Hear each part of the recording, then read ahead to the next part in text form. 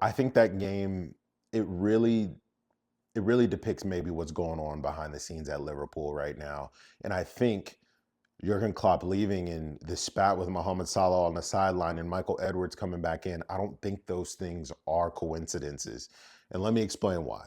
So, have you guys ever? Well, let's look at Barcelona for an example. Barcelona, who won a title recently, right? And now this season, Xavi was going to leave, and now Xavi's coming back. You can have great results on the pitch. You can perform on the pitch. You can get trophies. You can win things. But when you look at the back room, it's always going to tell what the longevity and the health of the club is going to be eventually. And eventually, what happens behind the scenes will rear its head in the light, right? What you do in the shadows will eventually shine in the light, right? And I think we got a little bit of that today with Mohamed Salah and Jurgen Klopp's spat. I think things aren't as great as they seem at Liverpool FC, and I think it hasn't been that way for a long time. And the sign should have been that Jurgen Klopp cutting off his contract a year before it was supposed to end and deciding to retire early, and then Michael Edwards coming back in a month or two later, which is probably had been in the works for a while, which I don't think is a coincidence, and I will cover in another video that I'll be putting out tomorrow. So make sure you guys like and subscribe. Leave a comment below on what you guys think may be going on with Liverpool so you guys can stay up to date on all things Liverpool when it comes to unconformed. And some more of the deeper theories and some of the deeper thinking and logic behind these things that kind of come from my mind. And maybe what's not being talked about with Liverpool and amongst the fans. Because I think Jurgen Klopp is maybe a little bit more popular than he is successful, right? And you look at some of these bigger clubs with really rich histories like Real Madrid and Bayern Munich and Barcelona and things like that. The reason why they run through a lot of managers is because good isn't good enough for them. They want great. They want excellence. And maybe that is the next step for Liverpool. I'm not saying run through managers and don't give them opportunities to prove themselves, but I think sometimes we get too attached to players, to managers, and so at times they become bigger than the club, right? They become bigger than the health of the club. And Mohamed Salah, I think, is a prime example of that, of where a player that probably has stayed a little bit too long. We've seen a decline in some of his performances, and he should have probably been moved on sooner rather than later, right? You look at Real Madrid for an example, and I get it. Mohamed Salah is probably going to be one of the best, if not the best, wingers in Premier League history. But look at Cristiano Ronaldo at Real Madrid, for example. He was not.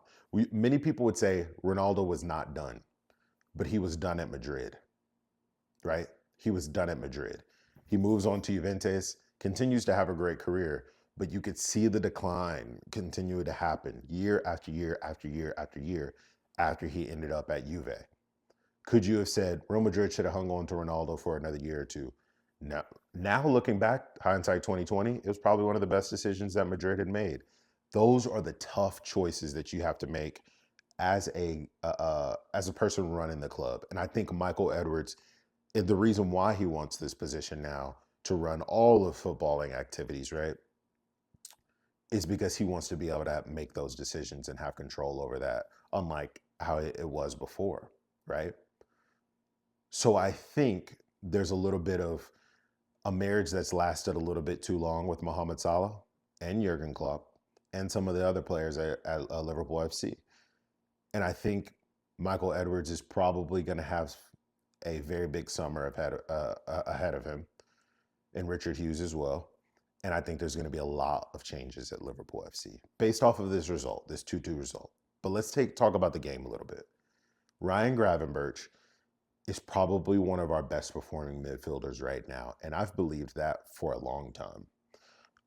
Mainly because he is probably one of the only naturally gifted midfielders that we have in our team. I'd say him, McAllister, and Szoboszlai are the only two that I feel like are naturals in a midfield position. Szoboszlai in an advanced midfield position, not box to box. McAllister, natural midfielder. Gravenberch, natural midfielder. Jones, Elliott, Indo, a lot of these other players, they had to almost develop into good midfielders. So there's a difference between when you have the talent there and then when you have to develop the talent there. You can reach those heights. You can become world class if you work hard enough. But players like a Jude Bellingham, players like a Musiala, those players where playing in midfield comes naturally to them, those players are rare. And I think Ryan Gravenberch is one of those players. When he's on his game, there's not very many young midfielders. And this kid's 21. Let's keep this in mind. There's not very many 21-year-old midfielders that are as good as him. He needs to keep playing and he needs more consistency. And hopefully, with Arne Slot coming in, him being a fellow countryman, he gets more of a run out in that midfield because he was fantastic today. Him and Gravenberch play, or him and Gakpo, excuse me, play very, very well together. And I loved what I saw from him. Him and McAllister need to play together. I'd love to see Szoboszlai in the mix as a 10, which I know I mentioned before in my previous video. Arne Slot plays a 4-2-3-1, which Szoboszlai is in there. We don't know about the future of Salah. It may be a starting 11 of Szoboszlai, Gravenberch, McAllister, Trent, right, and Gakpo, which I love. I love that combination, right? A lot of technicality in there, a lot of great passing. But beyond that, those two were great. Gravenberch, for me, is the Liverpool man of the match. The overall man of the match, though, has to be Jarrod Bowen. This kid's special. He's a very, very good player. I cannot say much more about Jarrod Bowen. He's on 20 goals for this season. Absolutely balling out. Impressed me a whole ton. A goal and assist. If he doesn't make it into the Euro squad, I don't know. England just has a bevy of talent right now. It's kind of crazy. They're like 3 and 4 and 5 players deep in each position. And somebody's going to feel snubbed when it comes to the Euros. Someone is going to feel snubbed when it comes to it. So I'm really interested to see what happens with that. But this kid is good. He reminds me of a young Mo Salah, if that's really weird to even say. Another West Ham player that impressed me the most was Mohamed Kudus. Some of the ball control and the close control that he had on that left wing, which isn't really his favored position, if I'm not mistaken. I think he's more of a right winger. No, somebody correct me if you're a West Ham fan and you're watching this. You feel free to correct me. But he is so good at dribbling and so good at creating something out of nothing. Very similar to Luis Diaz, but there's a lot more killer instinct and intent when he drives at people. Where Lucho almost feels like he's doing it just to do it, and it just looks nice. Kudus is coming at you to kill you, right? He's dribbling past you to try to put that ball in the back of the net or create something for his teammates. Where Lucho is like supremely skilled as well. He did some phenomenal things today as well. Diaz was amazing today as well. But it's that killer instinct that I think Luis is missing, that Sadio Mane had, that Kudus I think has, that Jarrod Bowen has, right? You look at a Cole Palmer, you look at a Phil Foden, who all these guys that I'm mentioning play in similar positions, right? Where they're not dribbling just to look nice. They're not dribbling just to get the ball past you. They're dribbling past you so they can shoot it and put it in the top right-hand corner. And I think that's what Diaz is missing. And Kudus reminds me a lot of Sadio Mane. I think that's a name that we all should continue to look out for, depending on what happens with West Ham this season. I think he's primed for a move. Him and Jarrod Bowen. We obviously know Lucas Paqueta is probably going to be headed to Manchester City at some point. Maybe. We don't know. Who knows? He didn't have a very good game today, by the way. But 2-2, it's a draw, and essentially takes Liverpool out of the title race. It's unfortunate, but we knew we were going to be out of the title race anyway with that last result to Everton. This just puts the nail in the coffin for us. So tell me what you guys think. What needs to change? Are you guys excited for Arne Slot? What's going on at Liverpool in the back room? I'm going to be doing a video, like I mentioned at the beginning of this video, tomorrow that's going to dive deep into what I think is going on and why Klopp is deciding to leave early and why no manager is deciding to take this job. Only Arne Slot really raised his hand and kind of came out of nowhere with it, which I think is maybe a testament to how Liverpool and the management team works anyway.